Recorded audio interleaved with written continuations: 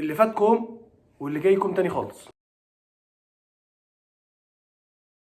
قلت لك على شغلانه تشتغلها 40 سنه وترتاح شهرين احسن، ولا لو قلت لك على شغلانه تانية تشتغلها شهرين بس هتتعب في حاجه انت بتحبها 42 سنه؟ لو انت اخترت الاجابه الاولانيه، السؤال الاولاني، فالفيديو ده مش ليك. لو انت اخترت الاجابه التانية فالفيديو ده ليك. خلاصة الفيديو ده هو خلاصة كلامي مع 3 دكاترة دفعتي، دفعة السنة اللي فاتت 2024 عام. التلاتة دول الحمد لله كلهم مرتبين محافظة، وفي واحد منهم من أوائل الجمهورية. علاقة الكلام اللي بينا داير حوالين أنت عملت إيه في شهر 4. أولا يعني ملخص الكلام بقى، هي أول حاجة هي علاقتك بربنا، وإن علاقتك بربنا دي هي أهم حاجة، ومش هتوصل لأي حاجة طول ما علاقتك بربنا وحشة. يعني لو فرضا ان مجموع الثانويه العامه هو 100%، ف5% منهم هم مذاكرتك، وال95% منهم التانيين هم توفيق ربنا. ودايما يعني خلي بينك وبين ربنا حاجه ترجع له بيها وقت ما تكون مزنوق. يعني خلي في حال كده بينك وبين ربنا، سواء كان قراءة قرآن، صدقة، قيام ليل، أي حاجة بينك أنت وربنا محدش يعرفها غيرك أنت. تمام؟ تاني حاجة هو التليفون. ارمي التليفون من إيدك. يعني هما شهرين بالامتحانات، يبقى قول 3 شهور. ارمي التليفون من ايدك. مش عارف، اديه لوالدك او والدتك، اتفضلوا التليفون ده وقت ما احتاجه هاخده منكم. طول اي غير كده هو مش جنبك، وانت لا هو جنبك وانت بتذاكر، لا هو جنبك وانت نايم. يعني هو مش معاك، طلقه بالتلاتة. طلقه بالتلاتة، انت مش عايز التليفون في حاجة. تمام كده؟ دي النقطة التانية. النقطة التالتة هو التوتر. توترك هيعمل ايه؟ لو فكرت كده، هو توترك هيعمل ايه؟ هيعمل حاجة؟ بل بالعكس، هيزود الوضع يسوء اكتر.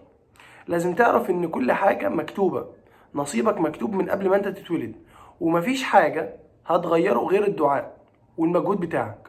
فاجتهد وادعي توصل لحلمك، بس كده. رقم 4 هو انك محتاج تذاكر كويس جدا جدا جدا جدا جدا، وده مش هيجي غير بانك تدوس على نفسك. تقلل عدد ساعات نومك، بدل ما هي 7 تبقى 5. تذاكر بتركيز، تعرف انت كويس في ايه وحلو وضعيف في ايه. اخد يعني الوقت الكويس اللي انا فيه احافظ على مستواي فيه، والضعيف اقوي نفسي فيه. لان الدرجه اسمها درجه، الدرجه في الفيزياء درجه، الدرجه في العربي درجه، الدرجه في الكيمياء درجه. هو اسمها انا نقصت درجه، مش نقصت درجه في كذا يبقى دي مش مهمه. لا، هي الدرجه اسمها درجه. 5 مفيش مراجعه نهائيه من غير حل شوامل. اي مراجعه من غير نهائيه من غير حل شوامل اثناء المراجعه ما تبقاش مراجعه. طب تقبل لانها تفرق ايه عن المراجعه اللي انت بتعملها طول السنه؟ تفرق ايه؟ والله ما مش فارقه حاجه، ما ان المراجعات اللي انت كنت ماشي عليها طول السنه ان انت بتراجع جزء وتمتحن عليه، بتراجع جزء وتمتحن عليه. انما انت عمرك طول السنه ما امتحنتش على على 8 فصول فيزياء، ما امتحنتش على 4 فصول كيمياء والكيمياء العضويه، هكذا. فطب انت دلوقتي يا دكتور بتقول محل شمال، طب انا دلوقتي لسه ما خلصتش، في مدرسين لسه ما خلصوش مناهج، يعني لسه قدامنا 3 حصص او لسه قدامنا اسبوعين عم نخلص.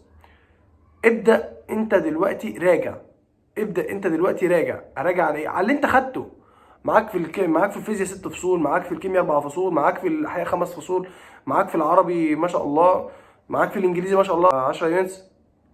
في كتير، راجع انت بس اجتهد. بعد ما تخلص مراجعه مثلا، والله انا مثلا النهارده هراجع الفصل الاول، بعد ما تخلص خش يا باشا على الامتحانات الشامل السنين السابقه، شوف الاسئله على الفصل ده جت ازاي. يعني امشي مثلا امتحان 24 دور اول وتاني، 23 دور اول وتاني، والتجريبي بتاعهم، نظره مبدئيه كده اشوف الفصل ده، المستشار بتاع الماده دي بيفكر في الفصل ده ازاي، يعني هو شايفه من انهي وجهه نظر. يعني هو بيحط لي الامتحان الاسئله بتاعه الفصل ده بناء على ايه. لو انت عملت كده هتكون نظره، يعني انت هتكون كده ايه، اوفر فيو على الفصل اللي انت ذاكرته. لما تيجي تراجع مع المدرس اللي انت هتراجع معاه ان شاء الله، وده كله، وان شاء الله كل ماده ليها فيديو مخصوص عن مدرسين الكتب، هتبقى انت فاهم. غير التاني اللي لا رجعش ومستني يراجع مع المدرس، فهو مش عارف حاجه.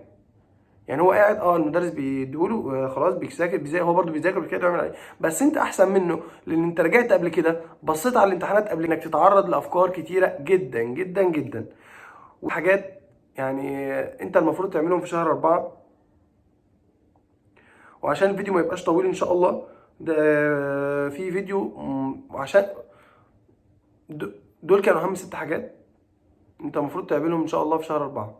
وعشان الفيديو ما يبقاش طويل، ان شاء الله في فيديوهات تانية هتنزل لكل مادة، ايه المدرسين يشتغل معاهم حسب مستواك انت.